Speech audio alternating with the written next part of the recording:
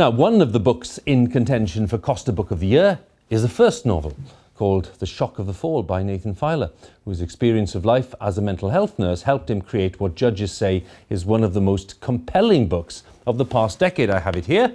Here we are. Shock of the Fall, and it is quite a striking cover too. It's already won a Costa Book Award in the first novel category, and it tells of a teenager's struggle with mental ill health as he confronts some of the circumstances of his elder brother's death. It was 10 years in the making in all, this book. There was intense competition, by the way, among publishers for the rights to it, which tells us everything. It's due to be published now in 12 countries. And the man whose achievement it is Nathan Filer, who's with me now. It's great to have you with us, Nathan. Thanks for coming in. Thank you. Well, many congratulations, first of all, because not only the achievement of that award, but to be up for the Costa Book Award as well. I suppose the obvious first question is, did you ever imagine when you sat down with the initial idea 10 years ago, is that right? 10 years ago, when I first conceived of the central character, it changed a lot in the telling, and there were lots of false starts along the way, which I guess is the experience of many first-time novelists. But certainly since Matthew came to mind as a character that I wanted to write about, the years disappeared. How did the character and the identity of Matthew come about? Was it based on your experience working as a mental health nurse? Was it based on other things? Is there any element in your own family background that you brought in? What was it? Well, I drew upon lots of things, and certainly I feel I drew as much from my own family and my own experiences as my work. But Matthew, as you said in your introduction, suffers from a mental illness. He suffers from an illness that's it's probably schizophrenia. He certainly meets the criteria for a diagnosis of schizophrenia.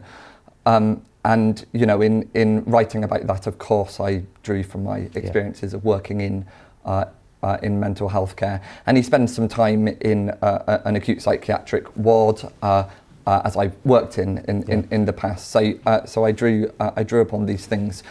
He's not based on anyone that I worked with. He's a character that developed in the telling really, and became his own person. I hope.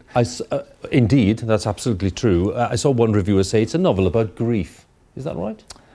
Grief is certainly a part of it, and I think of it as a novel about it's a very simple novel really, about a family coming to terms with grief. As you say, Matthew lost his older brother in childhood, and he's never really dealt with that, and 10 years on, he's still trying to work through that. So certainly grief is a part of it, but I'm also aware I talk about the mental illness, which is a part of it, and grief, which is a part of it. It sounds like a very heavy work. Which is not. I mean, there's a lot of humour in it. I think there's a lot of humour in it. Yeah, absolutely. I think Matthew is a character. I think he's a funny guy. He's got a wry sense of humour. He doesn't take himself too seriously. He does sometimes when he needs to, but he's this kind of fully rounded character, and I think that he's sort of fun to be around, and so the tone of the novel is given some balance.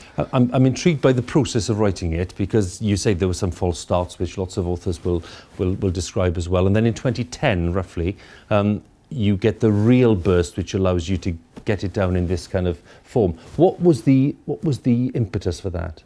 How did that happen? Well, again, with so many false starts, I suppose I had that conversation with myself of, am I ever actually going to do this? So I just sort of committed to it a bit more. I enrolled on an MA in creative writing, as lots of writers do these days, and that gave me the impetus to push out that first draft. And I think then, when the first draft is done, I was committed. How many hours a day do you write for or did you write for when you produced this? What was when you were in a pattern? Well, I was still working, so I had a job. I was working in mental health research whilst writing it. So I worked in the office 3 days a week, and then for the other 2 days and a day at the weekend, I treated it like a job. So I would work 9 till 5, and sometimes I wouldn't generate many words in that time, and sometimes all I would do is delete words. But I made it my business to sit in front of the computer and spend that time. At what point did you realise? I mean, clearly you were happy with the work. You were presenting it, offering it to publishers. At what point did you realise that you had a huge success on your hands, or you were likely to? Well, I don't know that I did really. I mean, obviously, when the auction happened, that was brilliant, and I thought The publishers' auction, yeah. Yeah, of course. And I realised that it had tapped into something that was great. I mean, writing is obviously quite a solitary process, but all the time I was writing it, I was writing a book that I wanted to share. I was never kind of writing it for me. I wanted to share it, and so. As it became apparent, as with the prize, I suppose, that I'm going to be able to share it more, then that's been great. But I never had a moment of realisation, and I don't take it for granted. It's very nice whilst it happens. We've got a few seconds left, Nathan. Quick question, are you working on another book? I'm working on something. Okay. Yeah. I'm researching another project anyway. So. Great stuff. And then secondly, I mentioned the Costa Book of the Year. That's at the end of this month, isn't it? So that's right. Fingers crossed for that. Thank you so much. Good luck, and it's great of you to come in. Thank you for having me. Thank you very much. Nathan Filer there.